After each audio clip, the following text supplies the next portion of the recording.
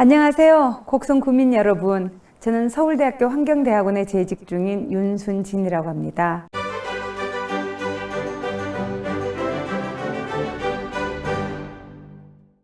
지난 시간에는 우리가 왜 지금의 시대를 기후위기 시대라고 부르는가, 기후위기가 얼마나 심각한가, 또 기후위기 문제를 해결하기 위해서 전 세계가 2050년 1.5도씨를 넘지 않는 탄소 중립 사회로 가자 이렇게 약속한 내용, 그리고 그걸 위해서는 에너지 전환이 가장 중요하다 이런 말씀을 드렸는데요. 이번 시간에는 기후변화 또는 기후위기 문제 이렇게 얘기하면 사람들이 다 환경 문제 정도로 생각을 합니다. 사실 심각한 환경 문제이죠. 지난 시간에 말씀드렸던 것처럼 그걸로 인해서 극단적인 기상현상이 발생을 하게 되면 사람들이 재산을 잃을 수도 있고 생명을 잃을 수도 있고, 또 예를 들면 제1차 산업 같은 경우에는 식량의 작물 생산이라든지 또 뭐 목축업 같은 거, 양식업 다 영향을 받죠. 그래서 이게 사실은 환경 문제이면서도 경제 문제가 될 수가 있는 거예요. 그리고 특히 지난 시간에 말씀드렸던 탄소 중립이라는 것을 달성하기 위해서는 시장이 바뀌어야 되는 거죠. 그래서 지금 세계 전체적으로 시장 질서, 경제 질서, 금융 질서가 바뀌고 있습니다. 그래서 이런 변화되는 경제 질서에 우리가 제대로 대응하지 못한다면 사실은 기후 위기로 인해서 우리가 받게 될 그런 위험 못지않게 보다 더 즉각적으로 우리의 생계에 영향을 미치는 그런 문제가 될 수 있습니다. 그래서 오늘은 왜 우리가 기후위기 문제를 경제 문제라고 봐야 되는지, 경제 문제라고 했을 때 어떤 식으로 지금 우리 경제에 영향을 미치고 있는지 이 부분에 대해서 말씀을 드리고요. 이 문제를 해결하기 위해서 지난 정부까지 어떤 일을 해왔는지 그 말씀을 드리려고 합니다. 하지만 여전히 우리 사회는 해결해야 될 과제가 너무나 많고, 특히 지역이 좀 더 중심이 돼서 이런 변화를 모색하면 좋겠다, 그런 말씀을 오늘 드리려고 합니다. 네, 그러면 강의 내용으로 들어가 보도록 하겠습니다. 아마 여러분들께서 아리백이라는 그 단어를 최근에 좀 들어보셨을 것 같습니다. 지난 대선 기간 동안 방송에 나왔던 그런 후보 토론회에서 아리백이라는 용어가 한번 사용된 적이 있었죠. 이 RE100은 뭐냐면요, 영어로 Renewable Energy 100라는 말의 줄임말입니다.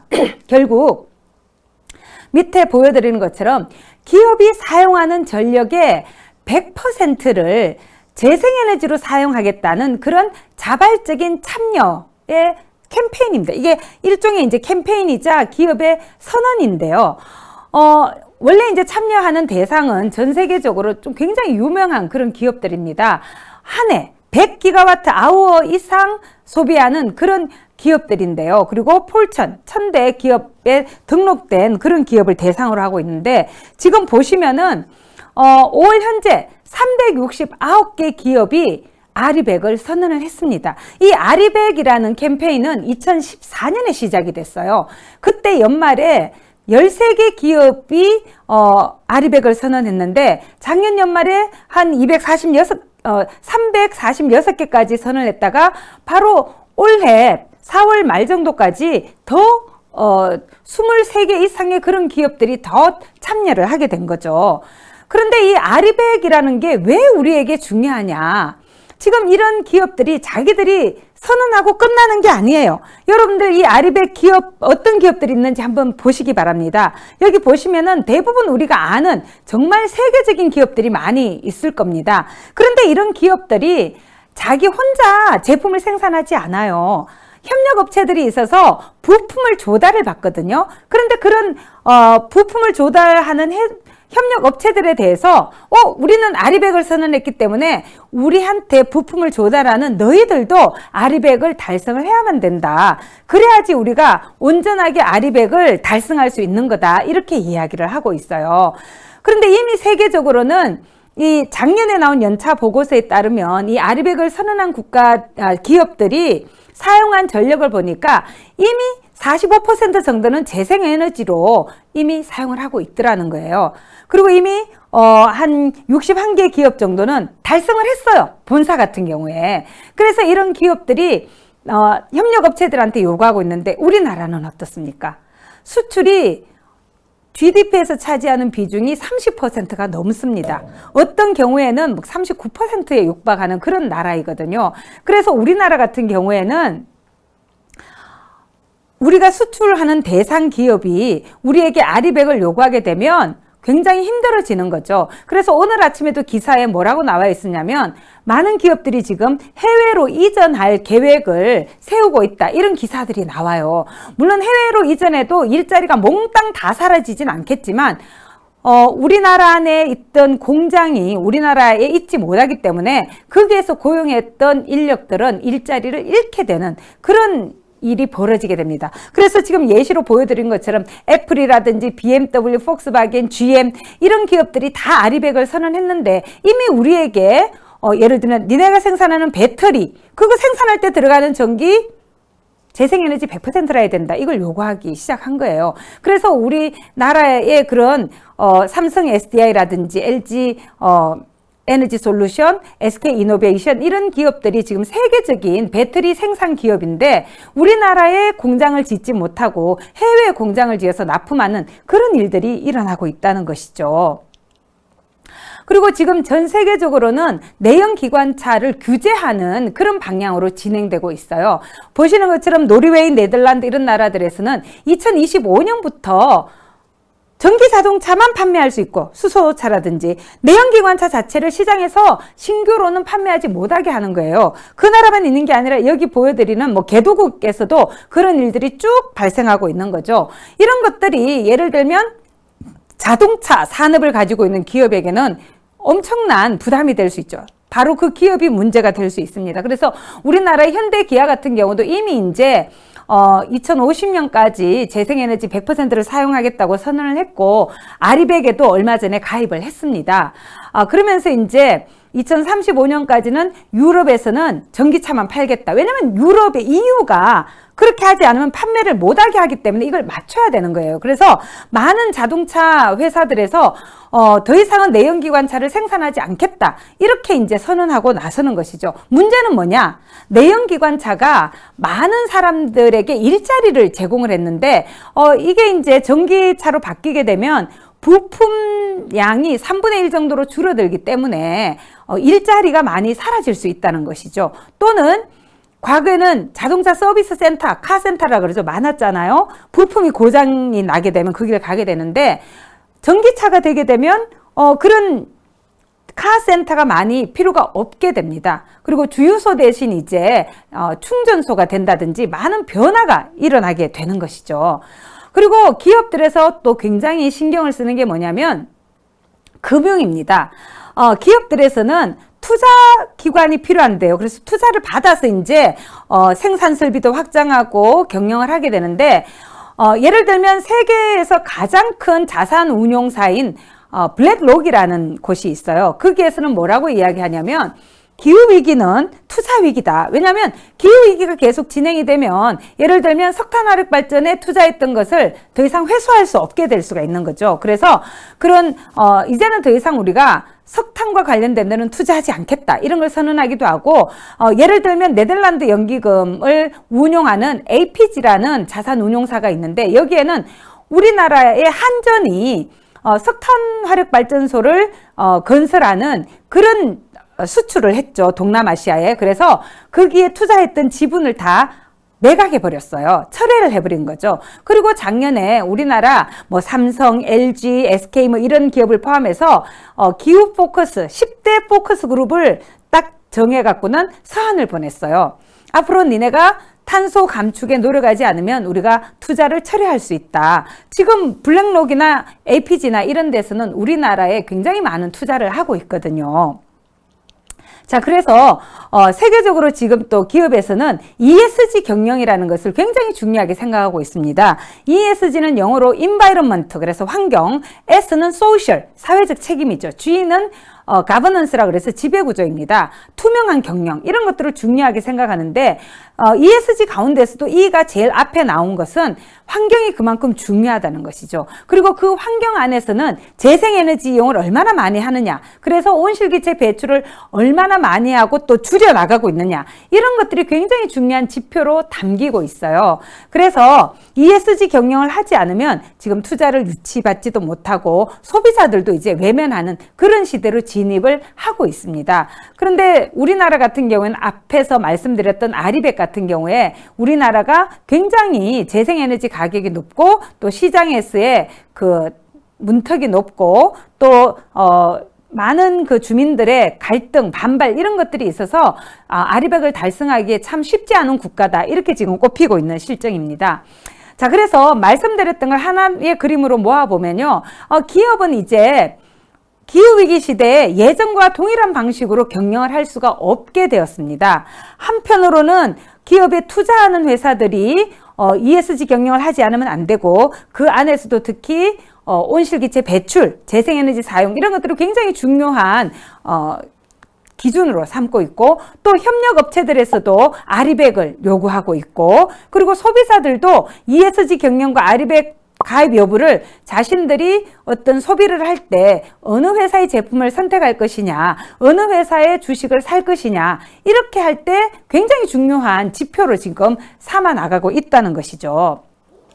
그래서 탄소 중립은 이제 국제사회의 규범이 되었습니다. 규범이라는 것은 뭐냐? 지키지 않으면 안 된다는 것이죠. 그렇기 때문에 이 탄소 중립을 우리가 달성하지 못하면 사실은 이런 세계적인 시장에서 우리가 뒤처지게 되고, 그럼 그만큼 일자리나 사업과 창업의 기회 이런 것들을 놓치게 되는 것입니다. 그래서 이제는 뭐 탄소 사다리 걷어차기 이런 표현이 나올 정도로 탄소 배출을 둘러싸고 그것을 얼마나 잘 줄여나가느냐, 적극적으로 줄이느냐, 이런 것들이 그 기업의 경쟁력에 굉장히 중요한 그 평가 기준이 되었다는 것이죠. 그래서 우리가 우리 안에서 탄소 중립을 달성하게 된다면 세계적인 시장을 선점하고 선도함으로써 이익도 많이 발생할 수도 있지만 또 윤리적인 차원에서도 그만큼 세계적인 탄소 중립에 기여하는 그런 역할을 할 수가 있게 되었습니다. 그래서 우리가 기후위기가 야기하는 위험은 크게 두 가지로 나눠볼 수 있는데요. 하나는 물리적 위험입니다. 아까 말씀드린 것처럼 날씨 변화 자체가 위험이 되는 거죠. 극단적인 날씨가 재산을 파괴한다거나 생명을 앗아간다거나, 또 아까 말씀드린 것처럼 1차 산업이라든지 우리의 여가 활동에 영향을 미칠 수 있죠. 하지만 다른 하나의 위험은 뭐냐? 이것이 위험하기 때문에 우리가 탄소 중립으로 나가야 돼서 이 전환을 해야 되는데 그 전환의 위험이 존재한다는 거죠. 전환을 하기 위해서는 우리가 가지고 있는 법, 정책, 제도 이런 걸 다 바꿔야 되고, 우리의 규범, 인식, 선호, 생활 양식 이걸 다 바꿔야 됩니다. 이걸 바꾸지 않으면 전환에 실패하게 될 수밖에 없는 것이죠. 그런데 이 위기라는 말 자체는 위험과 기회가 결합된 것입니다. 그래서 이것이 우리가 제대로 대응하지 못하면 위험으로 남게 되지만, 우리가 적극적으로 대응을 하게 된다면 새로운 기회가 될 수도 있는 거죠. 아까 말씀드린 것처럼 우리나라 기업이 이런 탄소 중립 기술을 개발하게 된다면 그 기업의 자산 가치나 수익을 높일 수 있을 뿐 아니라 세계적인 탄소 배출 감축에 기여하게 됨으로써 상당한 기회를 가지게 될 수 있는 것이죠. 그래서 이제는 더 이상 위험의 측면만이 아니라 기회의 측면도 봐야 된다, 이렇게 말씀을 드릴 수가 있습니다. 자, 그러면 우리나라는 어떤 노력을 해왔을까요?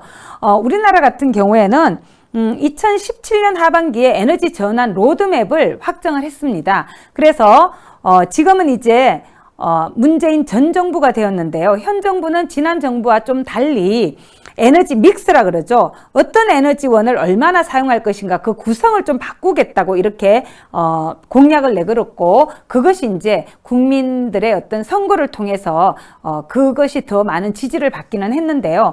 이 에너지 전환 로드맵에서는 원자력 발전을 줄이되 사용을 지금 당장 닿는 것은 아니었어요. 2084년까지 원전을 유지하되 새로운 원전을 더 짓지 않고 기존의 원전이 수명이 끝나면 줄이면서 특히 중요한 것은 뭐냐면 석탄화력 발전을 계속해서 줄여나가고 재생에너지를 계속해서 확대해 나가는 것. 그것이 굉장히 중요한 로드맵의 내용이었습니다. 그리고 그것을 달성하기 위해서 2020년 7월에는 한국판 뉴딜이라 그래서 그린 뉴딜이 포함되는 그런 한국판 뉴딜을 발표를 했죠. 이 그린 뉴딜의 핵심이 되는 것 중에 하나가 바로 에너지 뉴딜이었어요.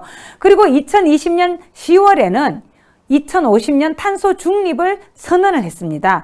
문재인 전 대통령이 국회에서 가졌던 2021년도 예산안 시정연설을 하면서 2050 탄소 중립을 선언했는데 2020년 7월에는 아직도 여전히 공론화가 진행 중이었기 때문에 탄소 중립을 해야 된다는 내용만 있었지 연도가 확정되지 않다가 10월에 이 연도를 2050년으로 확정을 했고요. 그 다음에 2020년 12월에는 탄소 중립 추진 전략을 발표를 했습니다. 그리고 2021년 작년 5월 29일에는 탄소 중립 위원회죠. 2050 탄소 중립 위원회. 지금은 이름이 2050 탄소 중립 녹색 성장 위원회로 바뀌었는데요. 그게 만들어졌습니다. 그리고 이제 그 이후에 이 기후위기 대응을 위한 탄소 중립 녹색 성장 기본법이 9월에 제정이 됐고 그게 최근 3월 25일에 발효가 됐습니다. 그리고 그 사이에 10월에 2050 탄소 중립 시나리오와 NDC라 그래서 국가 온실가스 감축 목표를 의미하는데요. 2030 NDC 상향안이 확정이 됐고 이걸 이제 전 대통령 문재인 대통령이 아까 지난 시간에 말씀드렸던 글래스고 당사국 회의에 가서 발표를 하게 됐죠. 이런 식으로 우리 사회가 꾸준히 탄소 중립을 향한 노력을 진행해 왔습니다. 탄소 중립 녹색 성장 기본법은 굉장히 중요한 법입니다. 이 법은 세계에서 14번째로 탄소 중립이라는 것을 국가 목표로 법에 명시한 것이죠.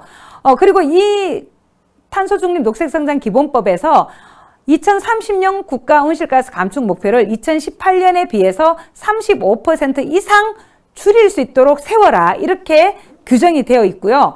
구체적인 수치는 대통령령으로 결정하도록 되어 있었어요. 그래서 작년에 정부와 2050 탄소중립위원회가 함께 심의 절차를 거쳐서 40% 이상으로 이제 정하게 됐고 이 내용을 구체적으로 보면은 온실가스 감축을 위해서 기후변화 영향평가라는 제도라든지 또 온실가스 감축 인지 예산 제도라 그래서 예산을 사용할 때 그것이 온실가스를 얼마나 감축할 수 있는지 그런 것들을 평가하도록 그렇게 만들어 놓은 거죠. 그리고 또 중요한 건 정의로운 전환이라는 개념이 갈수록 중요해지고 있습니다. 앞서 제가 내연기관차 말씀을 드렸는데요. 내연기관차만이 아니라 석탄화력 발전이라든지 또는 앞으로 이제 LNG조차도 사용이 줄어들게 되면은 LNG 운반선, 우리나라가 세계적으로 조선업이 굉장히 앞서 있는 국가잖아요.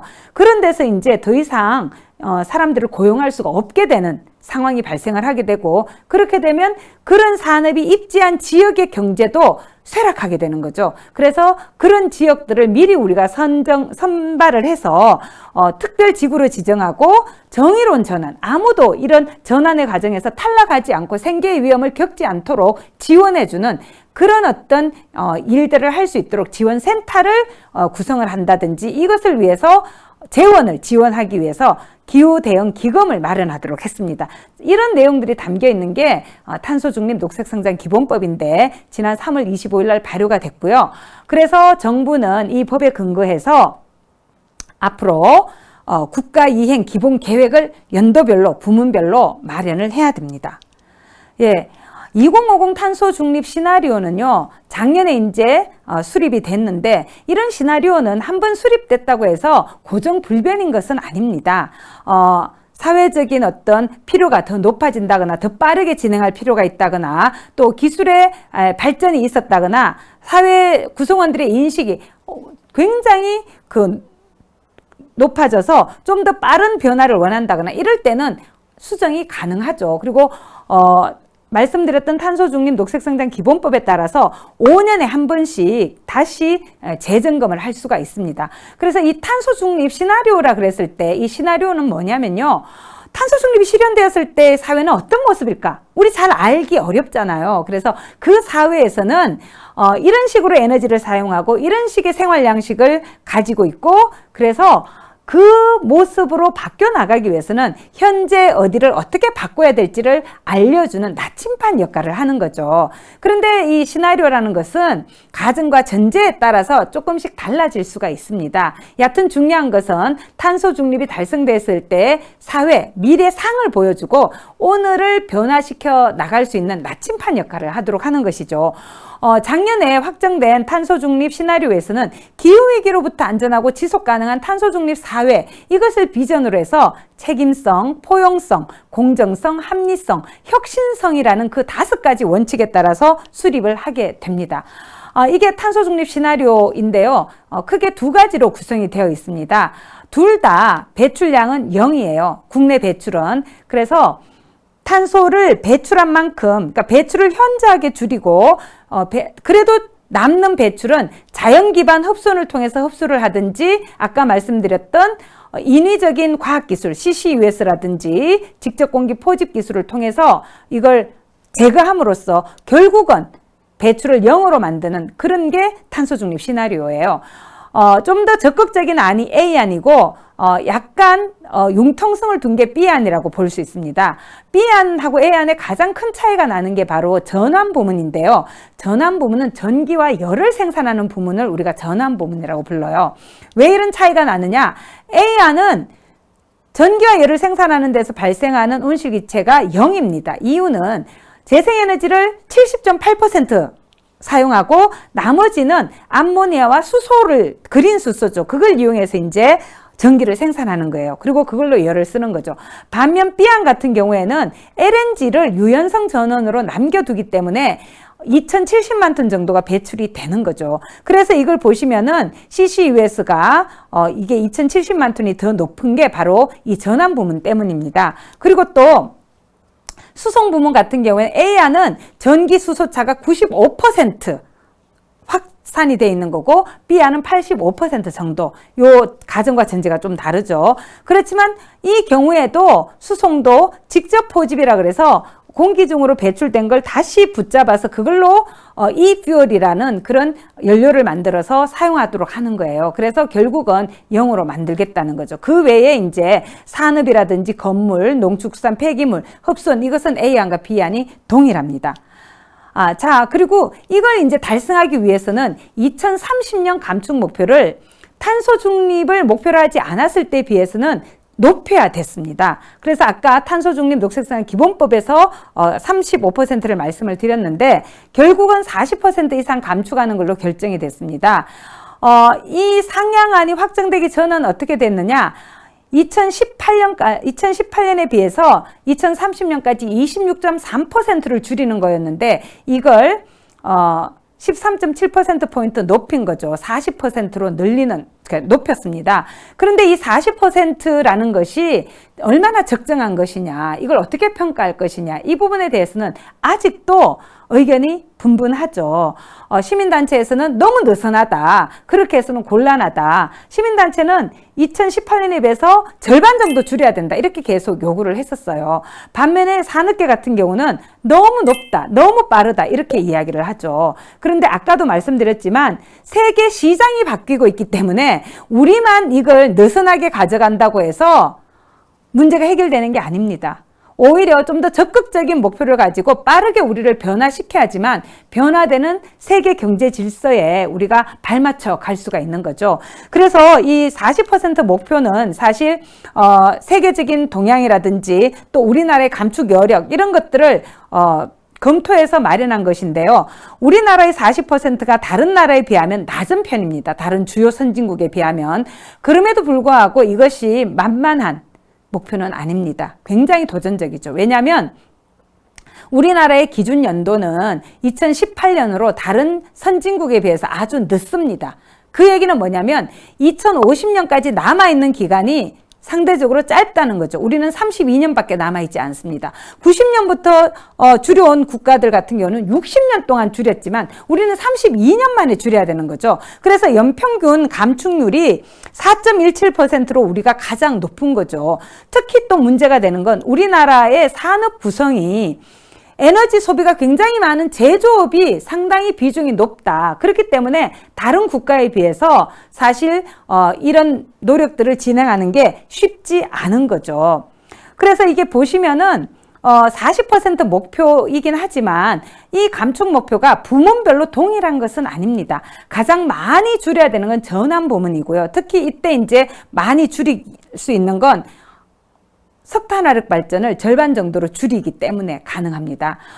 특히 우리나라에서는 미세먼지 문제가 심각한데 미세먼지 문제를 해결하기 위해서 지난 3년 동안 계절 관리제를 시행하면서 동절기 12월부터 3월까지는 석탄화력 발전소를 많이 줄였죠. 그리고 가동하는 것만 하더라도 그러니까 20개 이상 세우거나 또 가동하는 것도 80% 정도만 가동을 했었어요. 그러니까 그런 방식으로 줄이는 거고요.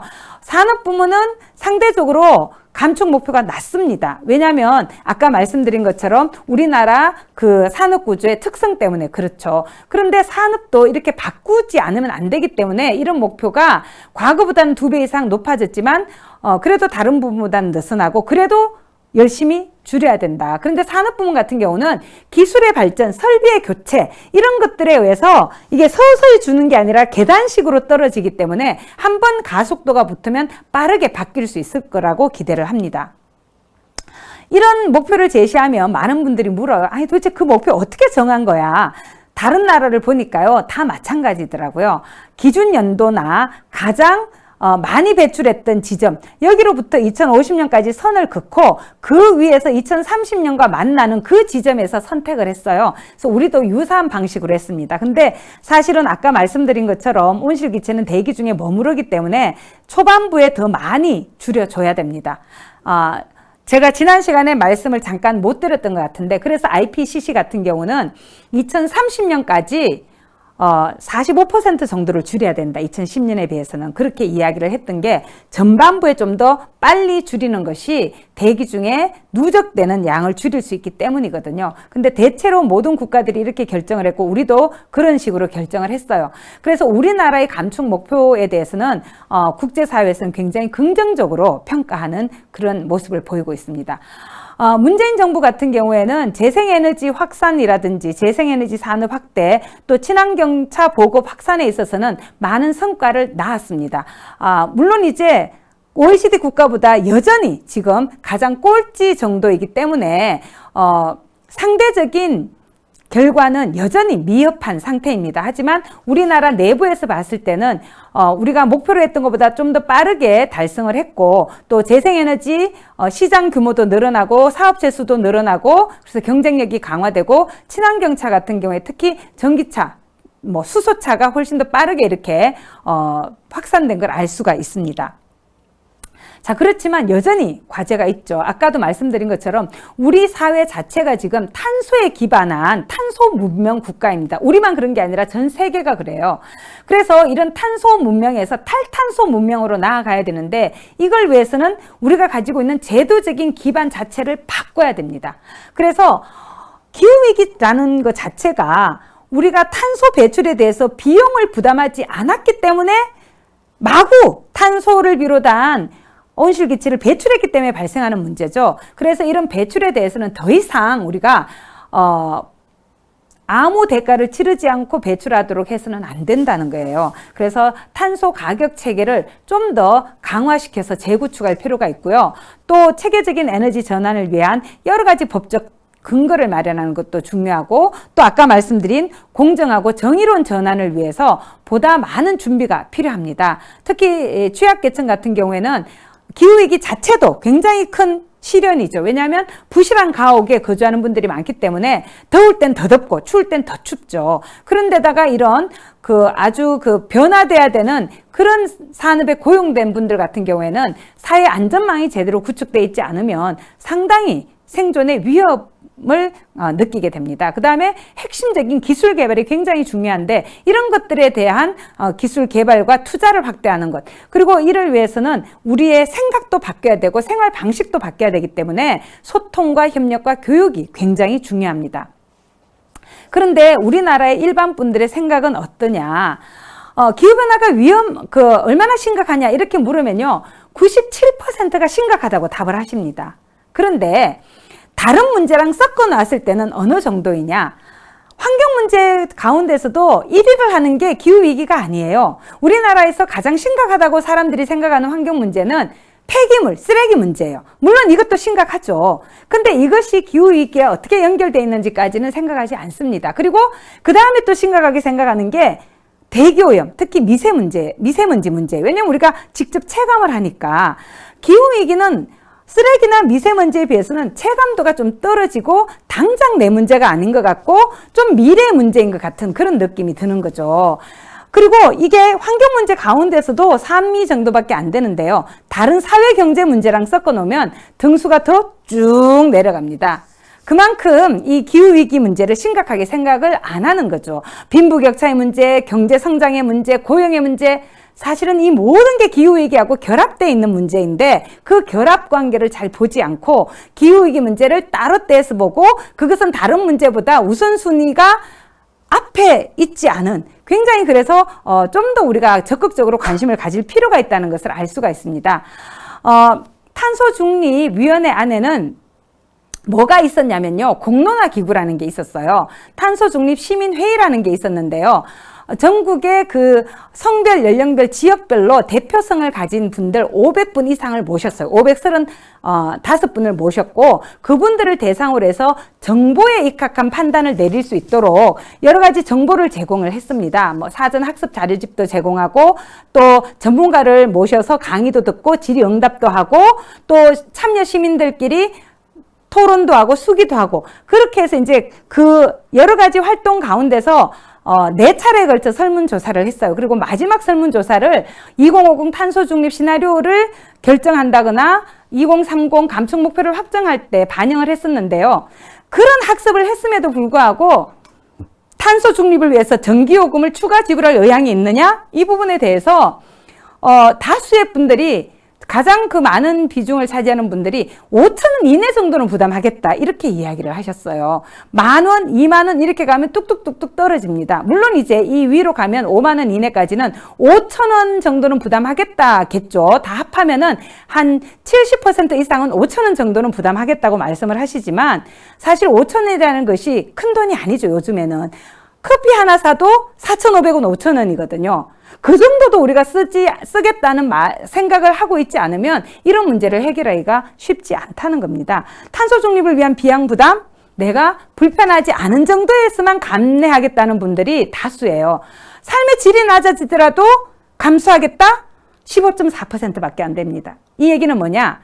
기술 발전을 통해서 사람들이 불편을 느끼지 않도록 하면서 해야 되고 사람들이 충분히 동의하는 방식으로 접근하지 않으면 안 된다는 거죠. 그래서 제가 오늘은 이 기후시민성에 대해서 말씀을 드리고 싶어요. 기후시민성은 뭐냐면 기후위기 문제를 해결하기 위해서 시민들이 가져야 되는 품성, 덕성이라고 말씀드릴 수 있습니다. 뭐냐면 우리가 기후위기를 야기하는 가장 중요한 문제가 에너지 문제라 그랬는데요. 에너지는 우리 삶에서 없어서는 안 됩니다. 여러분 아침에 일어나셔서 주무실 때까지 또는 자고 있는 동안에도 우리는 에너지를 쓰고 있어요. 냉장고는 24시간 돌아가거든요. 그래서 일정한 생활 수준을 달성하기 위해서는, 우리가 실현하기 위해서는 에너지는 기본적으로 사용하는 일정 양이 있어요. 기본 서비스가 있어요. 그래서 이런 기본적인 서비스는 누구라도 누려야 된다. 이런 게 에너지 기본권인데 이런 에너지 기본권을 취약계층도 다 누려야 된다고 인정을 해줘야 되는 거죠. 하지만 그렇다고 해서 에너지를 마구 소비할 수 있는 권리가 모두에게 있다? 그건 아니에요. 안전하고 깨끗한 에너지를 이용하되 기후위기를 야기하지 않는 범위에서만 우리가 사용을 해야 됩니다. 그래서 이제는 소비자가 더 이상 에너지 소비자로만 머무르지 않고 생산자가 돼야 되고요. 또 에너지를 포함해서 모든 자원의 소비가 야기하는 그 결과에 대해서 책임을 져야 되는 거죠. 그래서 권리만 주장하는 존재가 아니라 의무도 부담을 해야 되는 거예요. 그리고 기후위기와 관련해서는 정보를 공개하고 공유하라고 요구를 해야 되고, 그런 의사결정 과정에는 참여하는 것을 권리이자 의무로 우리가 생각을 해야 되는 것입니다. 그래서 저는 기후변화 문제를 해결하기 위해서 기후행동을 실천하는 기후시민이 되자, 이렇게 말씀을 드리고 있는데요. 첫 번째로는 생활 속에서 기후친화적인 실천 활동을 해야 됩니다. 제가 조금 전에도 화장실에 다녀오면서 저는 종이 타월을 쓰지 않았습니다. 늘 손수건을 가지고 다니면서 손수건으로 손을 닦습니다. 이건 우리가 예전에 했던 일이에요. 오래된 미래죠. 그런데 요즘 손수건을 들고 다니는 분들을 발견하기 어렵습니다. 오늘도 저는 이렇게 텀블러를 가지고 왔는데요. 이런 거 굉장히 단순한 일임에도 불구하고 많은 분들이 실천을 충분히 하고 있지 않습니다. 예전보다는 많아졌습니다. 그리고 사실은 에너지 같은 경우에는 절약이고 생산입니다. 우리가 에너지를 절약하게 되면 생산 설비가 그만큼 필요하지 않습니다. 그래서 제가 앞서서 아리백에 대해서 말씀을 드렸는데요. 아리백에 참여한 기업들은 일단 뭘 하냐면요. 소비를 줄이는 것부터 합니다. 효율을 개선해서 소비를 줄이게 되면 재생에너지로 공급해야 되는 양 자체가 줄어들거든요. 그래서 메가와트라는 표현이 있어요. 와트는 전기를 해는 단위잖아요. 내가는 네거티브, 부정적인, 마이너스예요. 그래서 우리가 절약을 하게 되면 생산 설비를 따로 더 만들지 않아도 되기 때문에 절약이고 생산이 되는 거죠. 그리고 우리가 굉장히 많은 분들이 전기차, 수소차 이야기하지만 사실 가장 중요한 건 BMW라 그러죠. 버스, 메트로, 워킹. 그런 식으로 대중교통을 이용하고 1인 이동수단을 이용하고 걸어 다니고, 저 오늘 여기 올 때도 전철 타고 왔거든요. 그리고 쓰레기 없는 소비. 요새 제로 웨이스트 운동 많이 하잖아요. 그러니까 이런 식으로 우리가 좀 더 단순하고 소박하고 아끼는 삶을 사는 게 필요하고요. 근데 이걸로는 충분하지 않습니다. 뭐가 필요하냐? 이제 더 이상 우리가 에너지 소비자로 머물러 있지 않고 생산자로 전환해야 됩니다. 에너지 프로슈머가 돼야 되는 거죠. 우리가 에너지 농부가 될 수 있습니다. 집에 미니 태양광 설치할 수도 있고, 집에 그런 공간이 부족하면은 에너지 협동조합에 가입할 수도 있고요. 최근에는 재생에너지 관련된 펀드 상품도 많이 나왔습니다. 그런데 가입해서 간접적으로 우리가 생산자가 될 수가 있는 거죠. 그래서 더 이상 에너지 설비에 대해서 not in my backyard라 그러죠. 님비가 아니라 인비, yes in my backyard입니다. yes in my backyard. 그래서 내 뒷마당부터 시작하자는 거죠. 그리고 또 기후위기 대응은 사실 소수의 사람들이 아까 말씀드린 이런 삶을 산다고 해서 해결되는 문제가 아니에요. 우리 사회 다수가 변해야 됩니다. 탄소 중립하기 위해서 모두가 변해야 됩니다. 그렇게 하기 위해서는 의식이 없는 사람도 바꿔내야 됩니다. 어떻게 해야 되느냐? 정책과 법과 제도가 바뀌어야 됩니다. 그러면 이걸 하겠다는 사람들을 우리의 대표자로 선발해야 됩니다. 정치 투표 잘해야 됩니다. 우리의 대표로 뽑힌 사람은 우리를 위해서 행동해 줘야 됩니다. 그래서 그런 분들이 할 수 있도록 SNS로 여러 가지 요구사항을 보내고 전화하고 이메일 보내고, 또 잘하는 분들은 이름 불러서 칭찬도 해드리고, 못하는 분들은 이름 불러서 창피도 주고, 이렇게 해서 우리가 주권을 매일매일 행사를 해야 되는 거죠. 그리고 요즘 제가 또 말씀드리는 게 뭐냐면 화폐 투표를 잘하자예요. 정치 투표만 있는 게 아니라 경제 투표도 있습니다. 우리는 매일매일 소비하는 소비자들이에요. 현명한 소비, 현명한 또 주식 투자자로서의 투자, 이런 것들도 우리 사회를 바꿔낼 수 있고 탄소 중립 사회를 열어가는데 굉장히 중요합니다. 우리가 어떤 물건을 구입하느냐, 그게 굉장히 중요하죠. 고효율 제품을 구입하고 탄소 성적 표지자라고 그래서 탄소가 얼마나 배출되는지를 적어놓은 상품을 구입해주고, 되도록이면 폐기물이 덜 나오도록 포장하고 과다 포장하지 않고 재활용이 가능한 제품을 사용해서 포장재를 만들고 제품을 만들고, 이런 제품을 우리가 사주면 그런 제품을 생산하는 기업이 흥하게 되겠죠. 그리고 그런 ESG 경영, 아리백 이런 거 선언하고 정말 이렇게 노력하는 기업에 대해서 투자를 해준다면 그런 기업들이 훨씬 더 성장을 하게 되고, 그렇지 않은 기업들은 시장에서 퇴출이 될 수 있습니다. 그래서 이제는 소비자가 소비자 주권을 발휘하는 것도 굉장히 중요하다. 그리고 에너지 환경, 기후변화와 관련된 단체들의 활동을 지원하는 것도 저는 중요하다고 생각합니다. 유럽에서는 이런 단체의 회원 수가 성인 인구의 2배가 넘는다고 해요. 그 얘기는 뭐냐? 성인 한 명이 2개 이상은 지원해주고 있다는 거거든요. 기존의 단체가 마음에 들지 않으면 우리가 만들어도 되고요. 우리가 만약에 돈이 부족하면 몸으로 우리가 가지고 있는 재능으로 기부를 할 수도 있습니다. 그렇게 우리가 바뀌어야 된다고 생각을 합니다. 자, 그리고 오늘 제가 또 말씀드리고 싶은 내용은 지역의 역할이에요. 지역. 중앙정부가 굉장히 잘 정책을 수립해서 잘 이행하는 것도 중요한데요. 결국은 모든 변화는 지역에서 만들어내는 것이 굉장히 중요합니다. 우리 사회를 이렇게 보시면요. 왼쪽 지도가 뭘 보여주고 있냐면 각 광역지자체별로 전력을 얼마나 생산하고 있는가 이걸 보여주고 있습니다. 그런데 이걸 보시면은 특히 밑에 막대를 보면은 생산한 게 그러니까 빨간색이고 소비한 게 파란색인데요. 소비보다도 생산을 훨씬 적게 하는 지역이 있고 소비하는 것보다 훨씬 많이 생산하는 지역이 있어요. 그래서 소비하는 만큼 생산하게 되면 자립을 한 지역이 되는 거죠. 근데 대체적으로 보면은 여기 보시면은 서울, 경기는 자립률이 아주 낮습니다. 반면에 부산이라든지 충남이라든지 경북이라든지 이런 데는 굉장히 많이 생산을 하죠. 그런데 이런 데가 그러면 정말 진정한 의미의 전력 자립 지역이냐? 저는 그렇지 않다고 생각을 해요. 왜냐하면 이런 지역들은 지금 거의 석탄화력 발전, 그다음 원자력 발전으로 생산하고 있기 때문에 이런 것들도 사실 에너지원을 모두 수입하고 있거든요. 그래서 에너지원을 수입하지 않는 건 재생에너지밖에 없습니다. 그래서 재생에너지로 생산을 하는 것이 진정한 전력 자립이라고 말씀을 드릴 수 있습니다. 지금 러시아가 우크라이나를 침공해서 세계 에너지 시장이 요동치고 있어요. 그래서 특히 EU 같은 경우에는 러시아에 너무나 많은 천연가스를 의존하고 있었기 때문에 뭐 국가에 따라서 40에서 60%까지도 의존하고 있었는데요.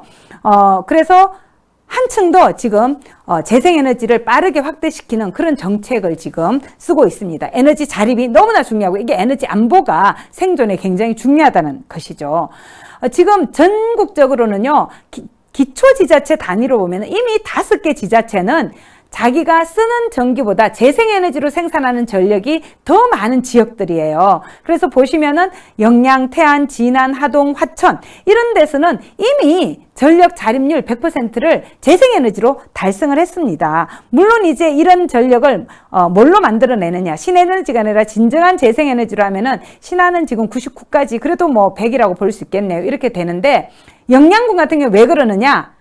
풍력발전 단지가 들어서 있어요. 그래서 풍력발전 단지나 태양광 발전을 많이 가진 지역이 지금 이런 생산량이 이렇게 많은 거죠. 이런 지역들은 사실 이 전기를 다른 지역에 팔 수가 있어요. 그렇게 되면 그걸로 수입을 얻을 수가 있는 거죠. 사실 시민이 에너지 전환의 주체가 돼야 됩니다. 재생에너지는 어느 지역에나 있습니다. 우리나라 사람들이 잘못 알고 있는 게 뭐냐면요. 우리나라는 태양광도 부족하고 바람도 부족해서 우리는 유럽처럼 못해라고 말씀하시는 분들이 있는데 그렇지 않습니다. 우리나라가 유럽의 웬만한 국가보다 다 위도가 낮아요. 그래서 우리나라의 그 일사량이 독일보다 30%가 높습니다. 덴마크보다도 훨씬 높겠죠. 바람이 왜 적습니까? 삼면이 바다로 둘러싸인 국가인데 절대 그렇지 않습니다. 그리고 이 재생에너지 같은 경우에는 공간을 많이 차지한다 그러죠. 왜냐하면 에너지 밀도가 낮아서 토지 면적이 좀 많이 요구가 돼요. 그런데 재생에너지는 토지에 그냥 맨 땅에 설치하는 게 아니라 이미 있는 건물의 옥상이라든지 벽면이라든지 또 여러 가지 그 도로 주변이라든지 이런 데도 설치할 수 있기 때문에 맨 땅에만 할 필요가 없고요. 농지 같은 경우에는 우리가 아래에서는 농사를 짓고 영농용 태양광 방식으로 위에서는 전기를 생산할 수가 있습니다. 물론 이제 이때 문제가 되는 게 임차농들 같은 경우에는 농지를 빌려서 농사를 짓고 있는데 이분들 같은 경우에는 자신의 기존의 그 수확량이 좀 떨어질 수 있는 그런 문제가 있는데 이분들도 함께 태양광 발전에 출자하는 것에 참여해서 함께 이익을 누릴 수가 있도록 만들어가는 것이 그래서 중요한 거죠. 여러분들 이 지도를 보면요. 덴마크 같은 경우에 옛날에 이런 발전소가 이렇게 띄엄띄엄 몇 개밖에 없었어요. 근데 지금 전국적으로 지금 발전소가 태양광이나 풍력이 들었으면서 확산이 돼 있죠. 독일이나 유럽 전체 마찬가지입니다. 이게 지금 다 재생에너지가 있는 데를 표시를 한 거예요. 우리나라도 지금 뭐 석탄화력이나 원자력이나 이것 때문에 뜨문뜨문 몇 개 지역에만 발전소가 있는데 앞으로는 이렇게 나가야 되는 거예요. 제일 오른쪽에 있는 저런 지도처럼 전국에 걸쳐서 소비가 이루어지는 곳에서 생산이 이루어져야 되는 거죠. 근데 이러다 보니까 어떤 문제가 발생하느냐.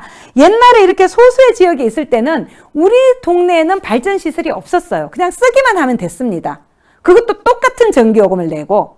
너무 부당하지 않아요? 어떤 지역은 그걸로 인해서 막 석탄화력 때문에 공기도 안 좋아지는데 똑같은 전기요금을 내고 그 지역 분들은 그렇게 고통을 겪고, 또 송전탑, 송전선 들어가게 되면은 뭐 지가가 떨어진다 이런 문제들도 많았죠. 근데 이런 방식으로 재생에너지를 이용하는 시대로 바뀌게 되면은 모든 지역에 내가 생산해서 내가 쓰게 되는 그런 방식으로 가게 되고 타인에게 또는 타 지역에 고통을 전가하지 않게 되는 거예요. 그리고 사실은 이게 그 지역의 경제에도 도움이 됩니다. 우리가 만약에 전기나 이런 걸 다른 데서 샀었으면은 내가 비용을 그만큼 다른 지역으로 줘버리는 게 되지만, 우리가 생산해서 다른 지역에 팔게 되면 오히려 그걸로 수익을 남기게 되는 거죠.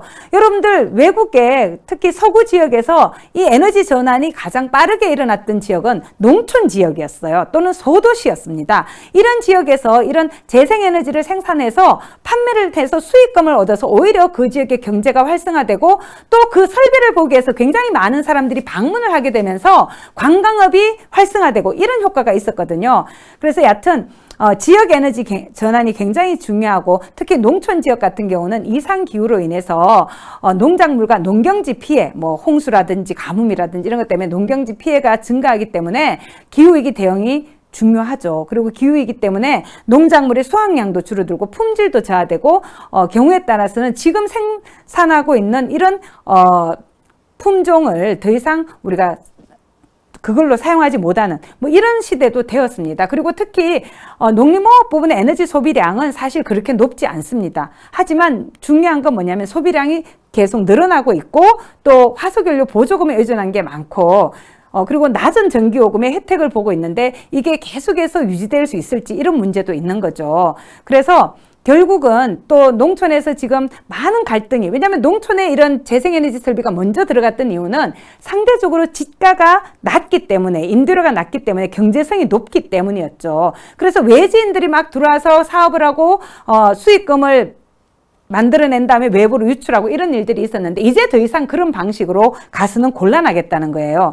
그래서 사실 최근에는 주민들이 참여하는 그런 방식으로 많이 나가고 있어요. 예전에는 가짜 뉴스도 많아서 태양광이 뭐 중금속 덩어리니 전자파니 뭐 이런 문제를 많이 거론했는데, 사실 그것은 가짜 뉴스였어요. 그래서 이런 제대로 된 과학적인 지식을 공유하면서 이게 신안군이거든요. 그래서 지역 주민들이 협동조합을 만들어서 참여해서 햇빛연금, 바람연금을 받고 있고, 여기는 합천군입니다. 합천댐에 이렇게 수상태양광을 설치를 해서 이 합천군에서 생산한 것은 합천군이 쓰는 것보다 더 많이 생산한다 그래요. 그래서 지역 주민에게 이 수익금을 돌려주는 거죠. 그래서 이게 주민이 참여하고, 그리고 이 과정에서 발생하는 이익을 나누는 것, 그게 굉장히 중요한 갈등 해결 방법이기도 하고, 지역이 경제적으로 튼튼하게 재생에너지를 활용해서 에너지 전환의 주체가 될 수 있는 그런 방법이기도 합니다. 그래서 이익 공유는 좀 더 넓은 개념으로서 주민이 직접 출자를 하지 않더라도 거기서 발생하는 이익을 마을 기금의 형태든 마을에서 원하는 여러 가지 시설을 설치해 준다든지 이렇게 해서 나누는 거고요. 주민 참여는 주민들이 설비를 설치하고 운영하는 데까지 참여해서 거기서 나오는 수익금을 직접적으로 이제 나누어 갖는 그런 방식입니다. 그래서 보시면은 지금 우리나라 전체적으로 주민 참여형 재생에너지 개발이 갈수록 늘고 있어요. 뭐 풍력, 태양광이 갈수록 늘고, 뭐 풍력은 좀 저조한 상태이고요. 태양광이 빠르게 늘고 있는데, 지금 보시면은 주민 참여형 사례가 갈수록 늘어나고 있습니다. 그리고 주민 참여라 그랬을 때 이 주민도 법으로 정해져 있어요. 해당 시설로부터 반경 1km 이내 소재하는 읍면동에 1년 이상 주민등록이 되어 있는 주민인데요. 이분들이 참여하게 되면 REC라 그래서 재생에너지 인증서라는 게 있어요. 이게 전력을 팔 때 우리가 이 재생에너지 전력은 사회적으로 이익이 되는, 그리고 환경을 오염시키지 않는 전력이기 때문에 그것에 대해서 정부가 일종의 보조금 비슷한 걸 주고 있는 거거든요. 그래서 그런 데 대한 가중치도 훨씬 더 높게 부과하고 있어요. 그래서 이런 걸 주민들이 협동조합 방식으로 참여하게 되고, 여기에 참여하게 되면 뒤에 보시는 것처럼 좀 더 많은 REC라고 말씀을 또 가중치를 좀 더 높게 받아서 수익을 더 많이 남길 수가 있게 됩니다. 그래서 우리 사회에서는 보면은 정부나 지자체도 이런 방식으로 접근하는 것이 바람직하다 그래서 많은 제도들을 지금 갖추고 있어요. 그래서 정부가 예를 들면 뭐 녹색혁신 금융사업이라든지 햇빛두레 발전소라든지 또 농촌 태양광 정책금융 제도라든지 이런 것들을 가지고 있고, 또 지자체 같은 경우에도 지자체별로 조례를 만들어서 신안군 같은 경우는 신재생에너지 개발 이익 공유에 대한 조례가 있고, 또 제주는 풍력 개발 이익 공유화 제도라는 게 있고, 뭐 또 특성화 마을 제도 이런 게 있어서 이런 제도들을 통해서 주민 참여를 좀 더 적극적으로 이루어질 수 있도록 지원하는 그런 방식을 취하고 있습니다. 그래서 우리나라에서도 지금 이익 공유는 좀 소극적으로 지역 주민이 사업 자체에 참여하진 않지만 개발자들이 이익을 남겨서 그 지역의 햇빛과 바람을 이용하기 때문에 그 지역 주민에게 이익의 일부를 나눠주는 거예요. 그래서 지역사회 기금이나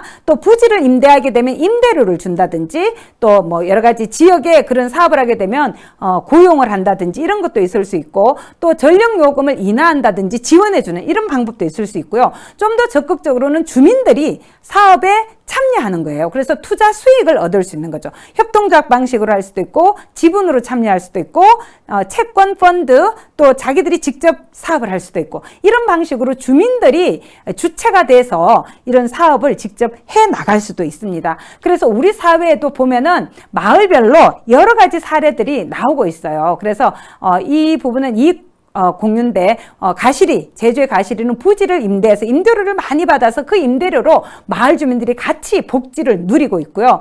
또 영광풍력단지 같은 경우에는 현물로 이렇게 지원을 해주고 있습니다. 그래서 태양광 발전소를 주민들이 건설을 해주고, 그것이 주민 수용성을 확보하는데 굉장히 많은 도움이 된 거죠. 그 다음에 또 주민들이 참여한 것도 있어요. 3호 채권형 뭐 이런 식으로 해서 삼척의 그 태양광 사업이나 해남의 솔라시도 태양광, 그 다음에 신안 태양광 이런 것들에는 주민들이 참여하고 채권을 사는 방식으로 해서, 그리고 거기서 나오는 수익금으로 이 이자를 갚는 방식으로 주민들이 참여하고 있는 거죠. 그래서 여러 가지 사례들이 전국적으로 지금 새롭게 만들어지고 있기 때문에 여러분들도 이런 사업들을 좀 보시고, 이게 펀드도 있고 또 직접 사업도 있습니다. 지분으로 참여하는 경우도 있고요. 그래서 이런 방식으로 할 수가 있어요.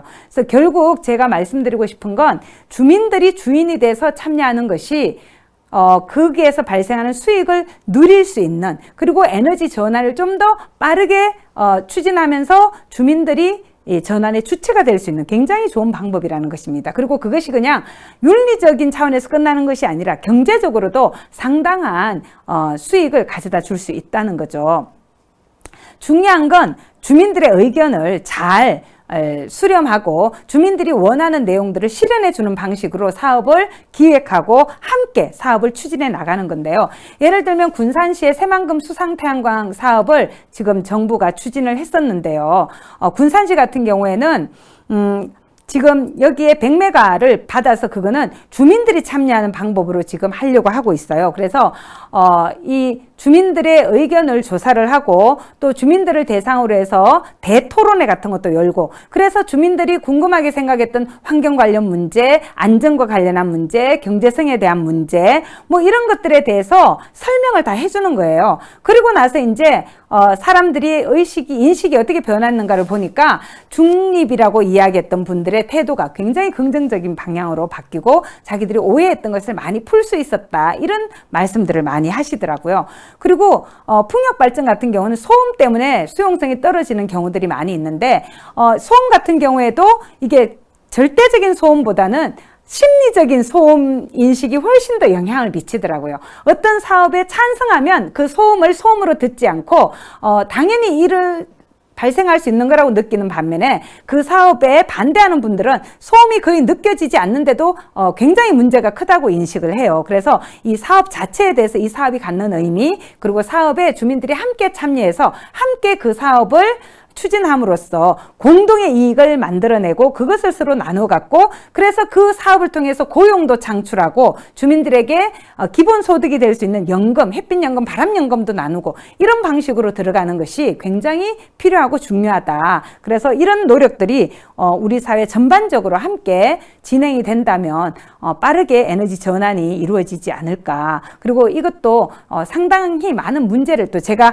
오늘 시간이 없어서 많은 문제를 말씀드리지 못했지만 지역 주민을 이해하고 함께 하려는 그런 노력들을 사업자들이 함께 해줄 때, 또 특히 지방 정부가 이런 문제들을 굉장히 민원 처리 방식으로 해서 그냥 무조건 못하게 한다든지, 무조건 또 주민의 의견을 묵살한다든지, 이런 극단의 그런 방식이 아니라 에너지 전환은 모든 지역에서 일어나야 되는 국제적인 흐름이고 규범이다, 이런 인식을 가지고 이 문제를 좀 더 적극적으로 풀어나가는 노력들을 하는 것이 2050년 탄소 중립을 달성할 수 있는데 너무나 중요한 것이죠. 우리 아이들의 미래가 달려있고, 사실 지금도 일어나는 문제이기 때문에 이건 단순히 우리 아이들의 문제만이 아니라 바로 우리의 문제이기도 합니다. 우리의 고용의 문제이고 우리의 생계의 문제이기도 합니다.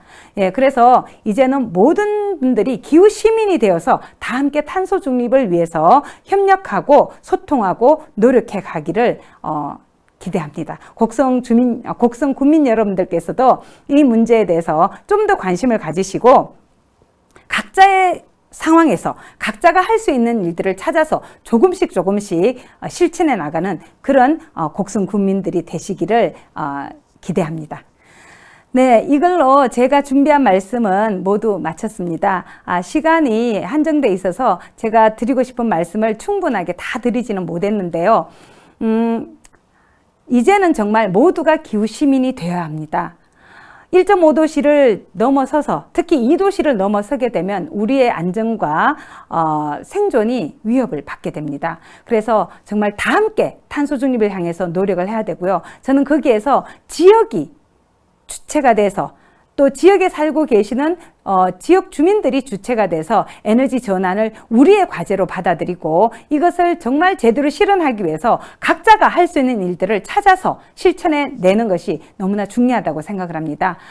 계속해서 말씀드린 것처럼 기후위기 문제는 더 이상 먼 미래의 문제도 아니고 북극의 문제도 아니고 바로 여기 우리에게 일어나고 있는 현재의 문제입니다. 그리고 기후위기 문제는 환경 문제로 국한되는 것이 아니라 결국은 경제 문제입니다. 우리의 고용이 달려있고 일자리가 달려있습니다. 지역의 경제가 달려있습니다. 그래서 이제까지의 삶은 더 이상 지탱 불가능하다는 것에 대해서 다 같이 공통의 그런 인식을 기반으로 해서 어떻게 이 탄소 중립을 함께 협력해서 제대로 해나갈지 좀 더 고민하고 모색하고 실천하는 그런 방향으로 함께 노력해 나가기를 기대합니다. 감사합니다.